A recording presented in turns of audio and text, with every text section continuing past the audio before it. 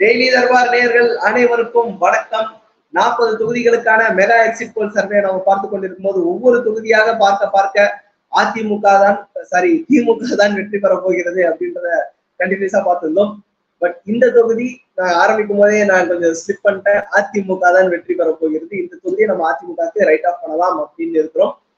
இந்த தொகுதியின் அதிமுகவின் வெற்றி வேட்பாளராக களமிறங்கியவர் ஆற்றல் அசோக்குமார் அவர்கள். ஸோ பேரை கேட்ட உடனே உங்களுக்கு ஞாபகம் வந்திருக்கும்.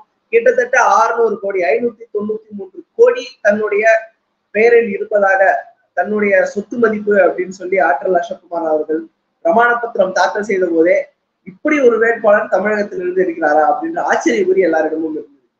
தமிழகத்திலேயே ரிச்சஸ்டான வேட்பாளர் அப்படின் போது மாறன் சகோதரர்கள் கிடையாது, கார்த்தி சிதம்பரம் அவர்கள் கிடையாது. பல நேமம் நம்ம எதிர்பார்த்த டைம்ல ஆற்றல் அசோக்குமார் அவர்கள் தடாலடியாக இறங்கிய போது இவர்தான் வெற்றி வேட்பாளரோ அப்படின்னு அப்பயே நம்ம நிறைய பேர் நினைச்சோம். நம்மளுடைய ப்ரீ எலெக்ஷன் அனாலிசிஸ்லயும் கிட்டத்தட்ட அந்த கருத்து தான் வந்திருந்தது. ஆற்றல் அசோக்குமார் அவர்கள் வெற்றி பெறுவதற்கான வாய்ப்பு இருப்பதாக பார்த்தாங்க. ஆனால் கடைசி நேரத்துல பாத்தீங்கன்னா தேர்தல் நெருங்க அந்த வாக்குப்பதிவு நெருங்க பிரகாஷ் அவர்கள் திமுக சார்பாக களமிறங்கிய பிரகாஷ் அவர்கள் கடுமையான நெருக்கடி கொடுத்து கொண்டிருந்தார். நாங்களும் எக்ஸிட் போலுக்கு அப்புறம் நிச்சயமாக ஒரு மாற்றம் இருக்கும், இந்த தொகுதி மாறுகின்ற தொகுதி லிஸ்ட்ல சேர்த்துலாம் அப்படின்னு தான் இருந்தோம். காரணம், பிரகாஷ் அவர்கள் கடுமையாக உழைத்தார், ஸ்டாலின் அவர்களுடைய பிரச்சாரமும் ஈடுபட்டது. இதெல்லாம் பார்க்கும் போது அங்க ஒரு புஷ் டிஎம்கேக்கு நன்றாகவே கிடைத்தது. இது டைரக்டா திமுக மற்றும் அதிமுக அப்படின்ற போராக மாறியதற்கு காரணம் பாஜக சார்பில் இருந்து தமாக களமிறங்கியிருந்தார். ஒருவேளை பாஜக நேரடியாக களமிறங்கியிருந்தால் அது அதிமுக பாஜக வாக்குகளை செங்குத்தாக பிரித்திருக்கும்.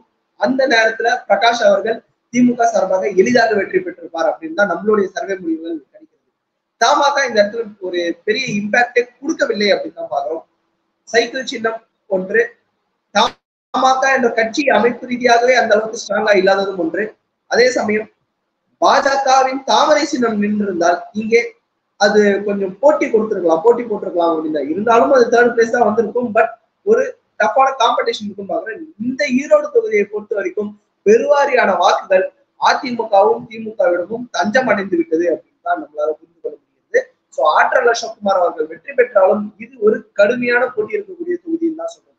ஸ்டில் ஆற்றல் அசோக்குமார் அவர்களுக்கு ஒரு எட்ஜ் கொடுப்பதற்கான காரணம், பாஜகவிற்கு எந்த வாக்குகளும் தெரியாமல் பாஜக ஆதரவு மனநிலையில் இருக்கும் வாக்குகளும் அதிமுகவுக்கு தான் வந்தது பார்க்கிறோம். ஏற்கனவே ஆற்றல் அசோக்குமார் அவர்கள் பாஜகவின் வெற்றி வேட்பாளராக வெற்றி பெற்ற எம்எல்ஏவாக சட்டமன்றத்தில் நுழைந்திருக்கக்கூடிய சரஸ்வதி அவர்களுடைய மொடக்குறிச்சி தொகுதியை சார்ந்த சரஸ்வதி அவர்களுடன் சொந்தக்காரர் அப்படின்றது நம்மளுக்கு ஏற்கனவே தெரியும். அந்த வகையில் பாஜகவின் ஆதரவான வாக்குகளும் ஆற்றல் அசோக்குமாருக்கு விழுந்ததற்கான வாய்ப்புகள் நிறைய இருக்கு. அந்த வகையில் பார்க்கும்போது ஈரோடு தொகுதி கடுமையான காம்படிஷன் இருந்தாலும், கடுமையான போட்டிக்கு பிறகும் ஆற்றல் அசோக்குமார் வெற்றி வேட்பாளராக எமர்ஜ் ஆவார் அப்படின்றதான் நம்மளுடைய போஸ்ட் எலெக்ஷன் அனாலிசிஸ் சர்வே தெரிவிக்கிறது.